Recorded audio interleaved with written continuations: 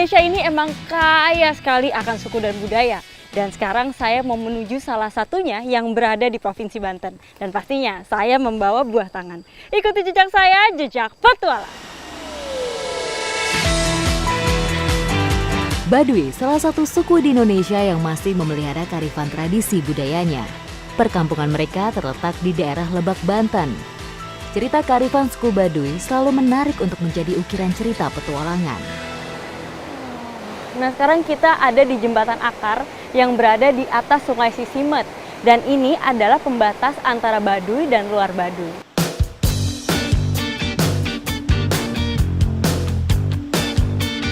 Salah satu nilai luhur suku Baduy yaitu memelihara dan menjaga alam dengan tidak mengubah atau merusaknya.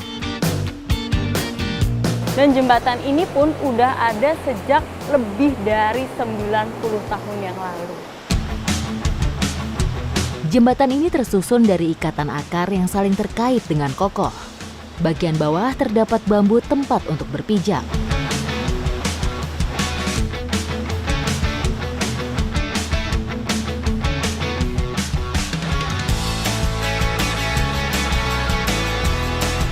Ini kalau melewati jembatan akar emang terasa bergoyang-goyang. Karena jembatan akar ini panjangnya sekitar 40 meter, di atas ketinggian 20 meter. Menjelajahi bumi Kanekes hanya bisa dilakukan dengan berjalan kaki. Keindahan alam dirasakan di sela-sela perjalanan, dan suasana lokal masyarakat Baduy menjadi penantian saya. Keramahan suku Baduy sudah saya rasakan selama di perjalanan. Masuk ke pemukiman Baduy tidak boleh asal-asalan. Ada tata krama adat yang wajib kita patuhi. Hukum adat di sini sangat ketat dan sifatnya mengikat. Bagi yang melanggar harus siap menanggung hukum adat yang berlaku. Nah, ini kita udah sampai di desa yang kita tuju, yaitu Desa Cicampaka. Jadi ini adalah salah satu desa yang ada di Baduy. Dan jumlah rumah di sini ada sekitar 19 rumah. Lelah saya terbayar ketika menginjakan kaki di salah satu kampung. Rumah yang masih beratapkan jerami, pertanda desa ini masih sangat tradisional. Suku Baduy memang terkenal dekat dengan alam. Tidak heran kampung di sini masih terawat dan bersih. Kedatangan saya kembali disambut dengan hangat. Ayah, Ambu. Nih, ada oleh-oleh. Terima kasih. Iya.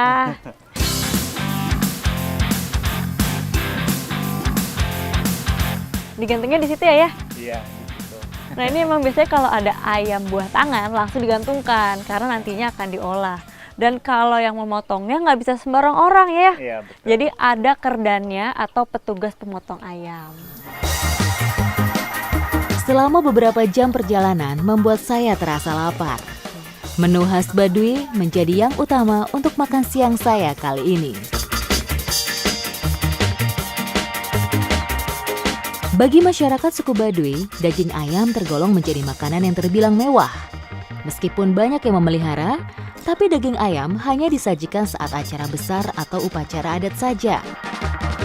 Beruntung sekali nih, saya datang ke Baduy dan dimasakkan masakan spesial khas Baduy, yaitu angen ayam. Ikuti jejak saya, jejak petualang. Mencicipi hidangan spesial tentu suatu kebanggaan untuk saya. Mengenal rasa dan racikan setiap bumbunya. Bumbu masak yang digunakan untuk membuat angen ayam ini mirip sekali dengan bumbu masak sehari-hari. Seperti cabai, bawang, ada ketumbar juga, lada, dan tapi ada yang unik nih, kita menggunakan jahe merah. Karena jahe merah ini lebih panas, jadi akan terasa lebih hangat di tubuh.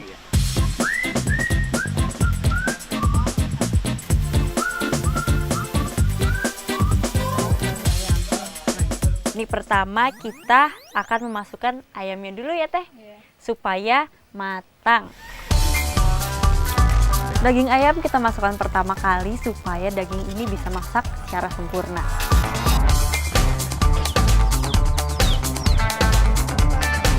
Ini udah mateng dan kalau dilihat tampilan dan juga aromanya mirip banget sama sayur opor.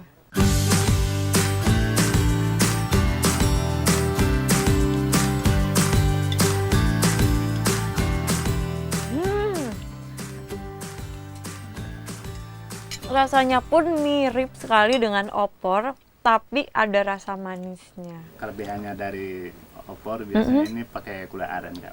Jadi gula arennya bener terasa.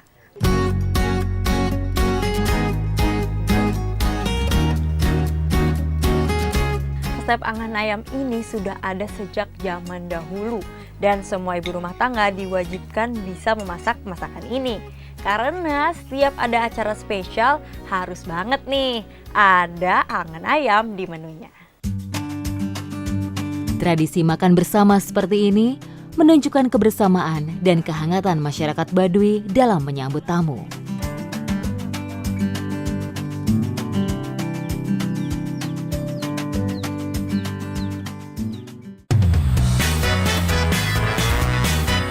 Bertualang ke suku Baduy tidak lengkap rasanya jika tidak ikut serta kegiatan yang ada di sini. Sekarang saya mau mencari tanaman yang biasa digunakan untuk kebutuhan sehari-hari. Kira-kira tanaman apa ya? Ikuti jejak saya, jejak petualang.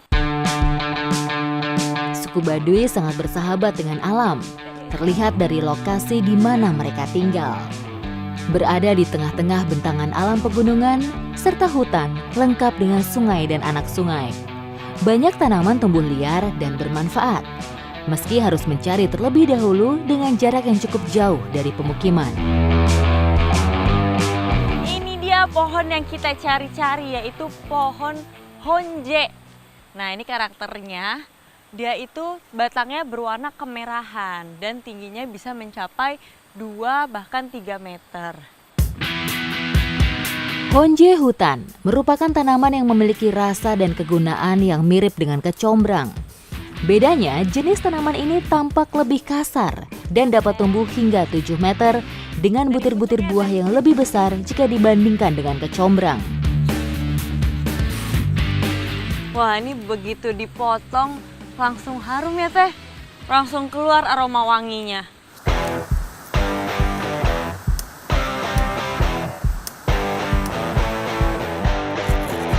Tadi seperti ada seratnya tapi nggak lengket ya teh.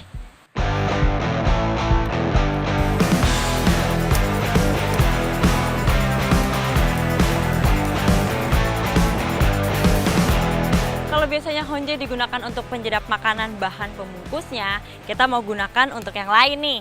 Ikuti jejak saya, jejak petualang. Para perempuan suku Baduy punya cara tersendiri untuk membersihkan dan merawat kecantikan kulit mereka. Bahan yang kita gunakan adalah batang honje. Dan cara menggunakannya cukup gampang nih. Cukup kita kupas saja, lalu kita tumbuk menggunakan batu sampai pecah.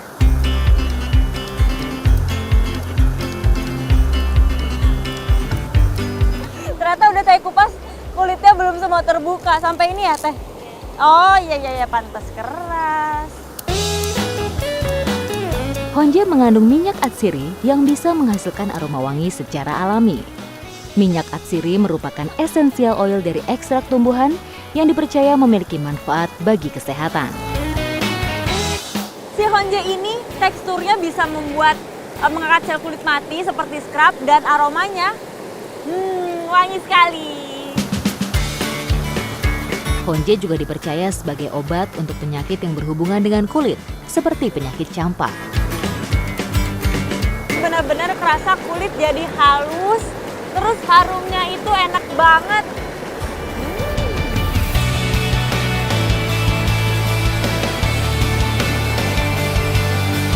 Masih digunakannya bahan alami untuk membersihkan tubuh, salah satunya untuk mencegah pencemaran yang disebabkan oleh sabun.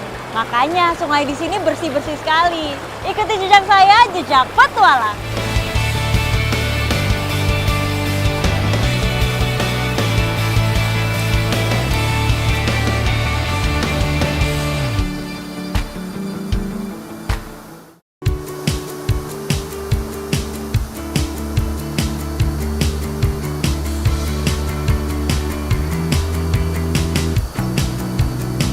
Aktivitas masyarakat Baduy di sungai tak hanya mandi dan mencuci.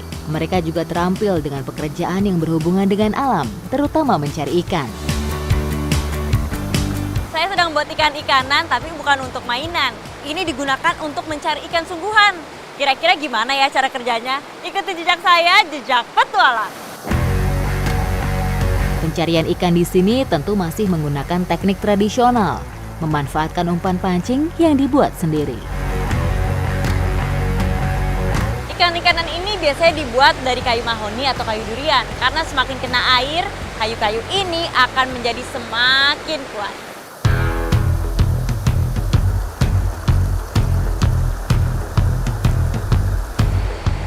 Oh, udah jadi ya, Kang? Nah, ini udah jadi, mau langsung kita gunakan untuk mencari ikan. Ayo, Kang.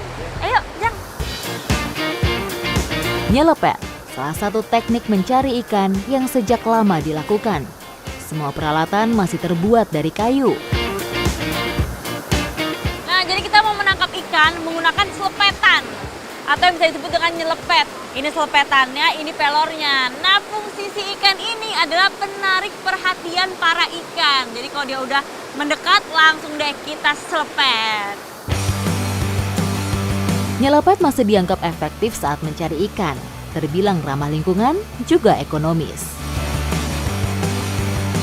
Nah, biasanya mencari mangsanya nih, kita itu di aliran yang nggak tahu deras. Makanya di balik-balik batu kita gerak-gerakan deh tuh ikan-ikanannya.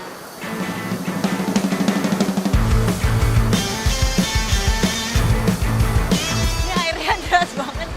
Terus karena saya pakai rok, ini harus saya angkat. Lewat mana sih, Ja?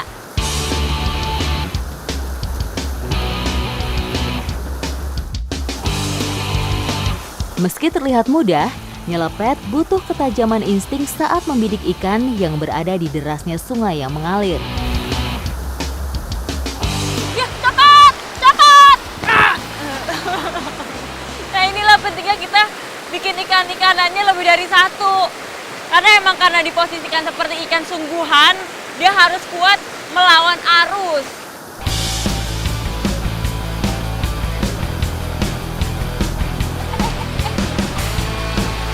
Wah, ikan! Ikan! Ada! Biasanya nyelepet dilakukan tidak sendirian, agar bisa berbagi tugas antara yang memainkan pancing, melihat pergerakan ikan, hingga melesatkan peluru kayu. Tadi aku udah lihat ada pergerakan ikan, tapi emang nggak mudah nih untuk bisa nyelepetnya menggunakan ini.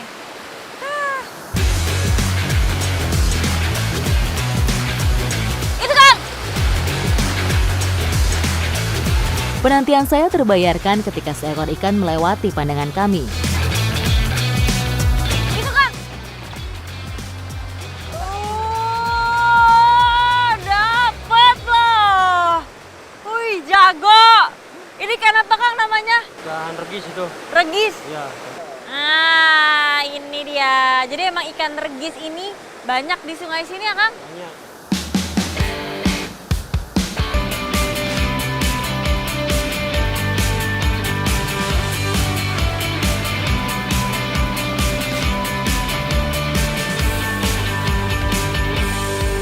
Petualangan saya berlanjut melihat pembuatan gula aren yang juga menjadi salah satu mata pencaharian.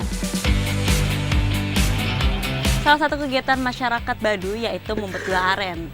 Dan biasanya pembuatan gula aren ini bisa dilakukan setiap hari. Ikuti jejak saya, jejak petualang. Kampung adat Baduy memang terkenal sebagai salah satu daerah penghasil gula aren di wilayah Lebak. Pohon nira di sini tumbuh dengan sendirinya. Kalau tadi saya udah ikutan untuk membuat gula aren ini dan udah menghirup nikmatnya gula aren ini, sekarang saya mau ikutan nih, cari niranya. Ikuti jejak saya, jejak petualang.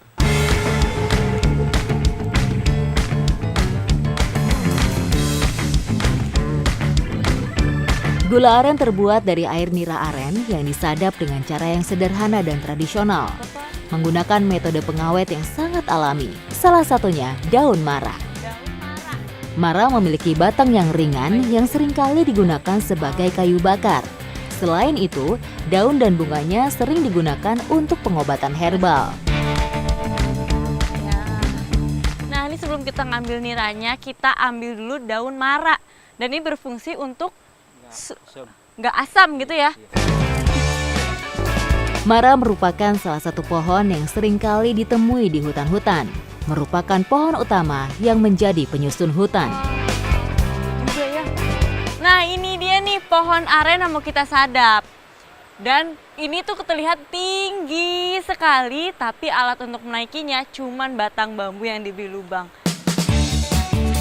Pembuatan gula dilakukan setiap hari dengan 2 waktu yang berbeda.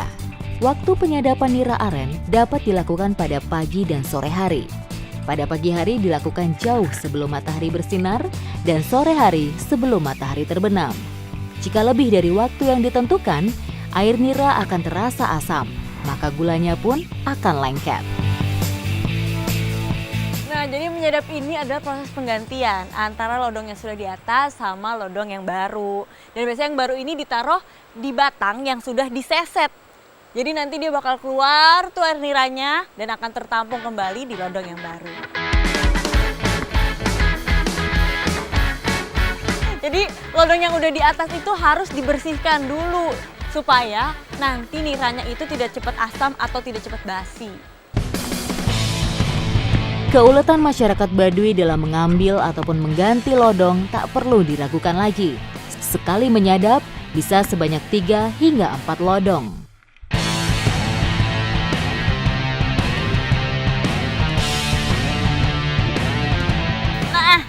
Gimana Kang, isinya nih banyak dapatnya? Cuma dikit. Coba dilihat dulu Kang. Ya, tapi berat juga loh ini. Hampir setengah lodong. Ini lebih banyak gitu. Sama ini lebih banyak dikit. Kang, tungguin Kang. Aduh. Kang, tungguin. Waduh. Ini sudah saya nggak bawa apa-apa, si Akang bawa 2 lodong tapi jalannya ngebut banget.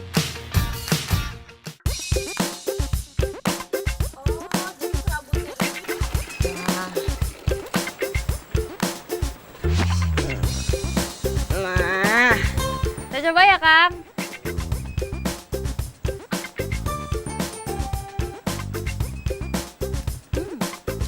Jadi nira ini saya pikir rasanya akan semanis gula aren yang udah jadi, tapi ternyata manisnya itu tipis sekali. Proses pembuatan gula aren terbilang panjang. Air nira juga harus dimasak sampai mendidih agar tidak basi. Nira ini harus dipanaskan selama kurang lebih 6 jam. Baru deh nanti kalau udah mulai mengental bisa dicetak. Nah, nanti itulah yang akan menjadi gula aren. Produksi gula aren Kabupaten Lebak masuk kategori terbaik di tanah air. Produksi gula aren di sini dijamin tidak terpapar pupuk kimia apapun. Cocok dijadikan bahan pemanis minuman, makanan, dan kuliner. Gula aren ini bungkus dengan kelaras atau daun pisang yang sudah mengering. Seperti ini caranya. Jadi tinggal 2 buah dijadikan 1, lalu ditutup, langsung diikat menggunakan apa ini Pak? Bambu. Menggunakan bambu yang sudah ditipis-tipiskan.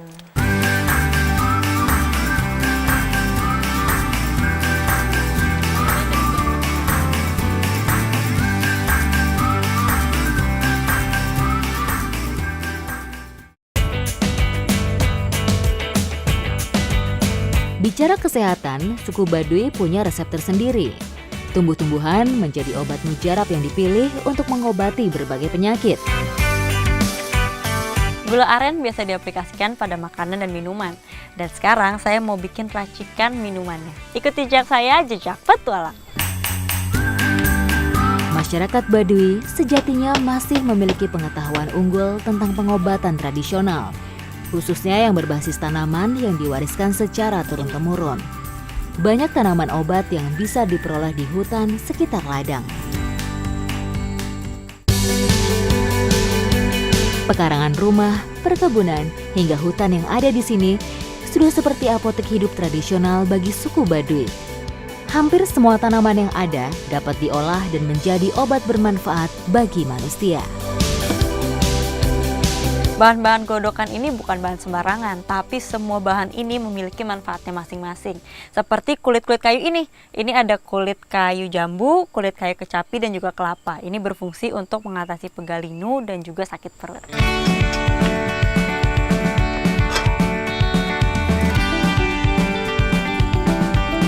Nah, kalau jahe merah berfungsi untuk menghangatkan tubuh dan juga untuk tenggorokan.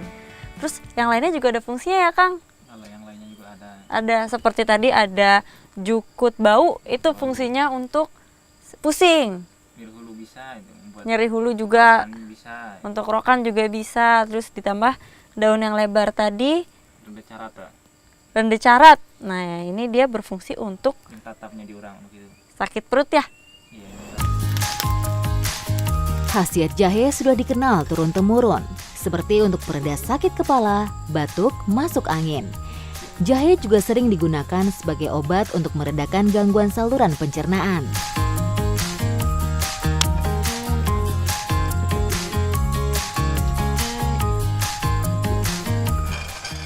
Udah mendidih.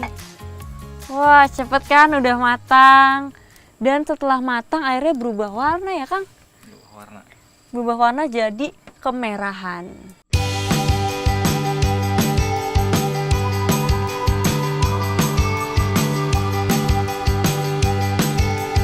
Nah, ini nih yang nggak boleh ketinggalan. Gula aren ini bukan cuma sebagai penyedap, tapi ini bisa menambah energi pada tubuh.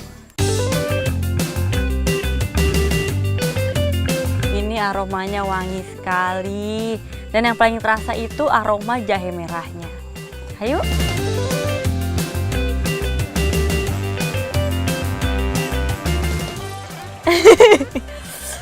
Ini rasanya segar. Ini untungnya ditambah gula ya, Kang. Ini walaupun udah ditambah gula, ternyata masih terasa rasa pahitnya.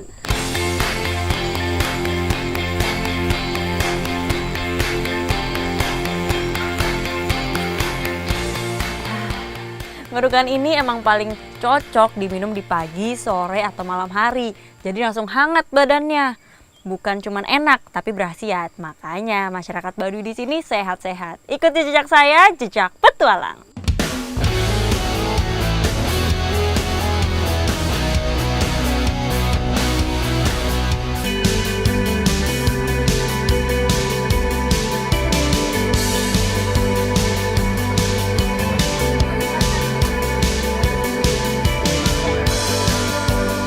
Masyarakat Baduy menganut pola hidup sederhana yang mandiri. Soal pangan, mereka menanam padi di ladang atau huma setahun sekali.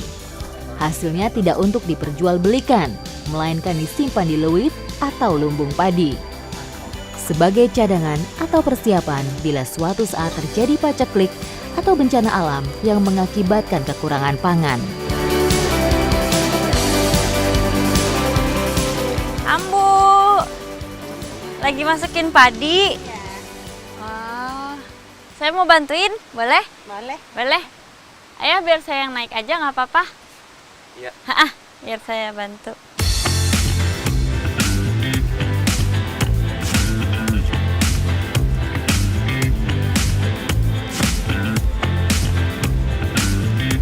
Iya, kan Ambu. Nah, padi-padi di sini biasanya dimasukkan ke dalam lumbung seperti ini dan bisa bertahan sampai ratusan tahun. Setelah panen padi kering, langsung dimasukkan ke lumbung padi yang disebut lewit. Lewit merupakan wujud pemahaman masyarakat Baduy tentang ketahanan pangan. Setiap keluarga Baduy memiliki satu atau lebih lewit. Wah, ini dalamnya penuh sekali dan emang sengaja dibuat bukaannya itu di bagian atas supaya isi dari lumbung ini lebih maksimal. Karena kalau pintunya di bawah kan saat dibuka pintunya bisa-bisa padi-padinya itu jatuh. Lewit memiliki bentuk seperti rumah panggung yang ditopang oleh kayu penyangga atau tihang. Tingginya sekitar 1 meter dari permukaan tanah. Tihang penyangga terbuat dari anyaman bambu. Wah, nah jadi ini sistem penyimpanannya seperti ini. Nanti saat ada padi yang mau dimakan atau diolah, yang diambil itu yang paling atas. Jadi yang paling bawah itulah yang paling lama dan itu yang bisa bertahan sampai ratusan tahun. Supaya padi bisa bertahan lama, lumbung selalu dirawat secara rutin. Lumbung biasanya berjarak sekitar 20 meter dari kampung, dibatasi oleh kebun dengan pohon-pohon besar serta aliran sungai kecil. Ya udah. Ayo Ambu, saya lanjut jalan dulu ya. Iya. Mari.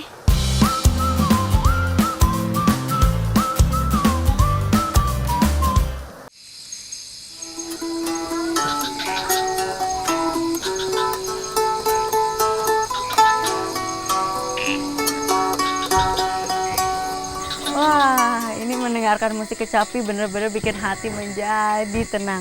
Pasti setelah ini tidurnya akan benar-benar nyenyak. Kecapi, alat musik terbuat dari kayu dengan 12 kawat baja tipis. Bunyinya yang nyaring sekilas seperti gitar, salah satu alat musik khas milik suku Baduy. Siapapun yang mau menginap di Baduy hanya bisa menginap selama 1 malam maksimal di satu kampung. Jadi untuk malam berikutnya harus pindah ke kampung lainnya. Baduy, keramahan masyarakat serta alamnya sungguh membuat rasa ingin terus berlama-lama di sini. Tak hanya bersinergi dengan alam, tapi juga menjaga alam agar tidak rusak tergerus zaman.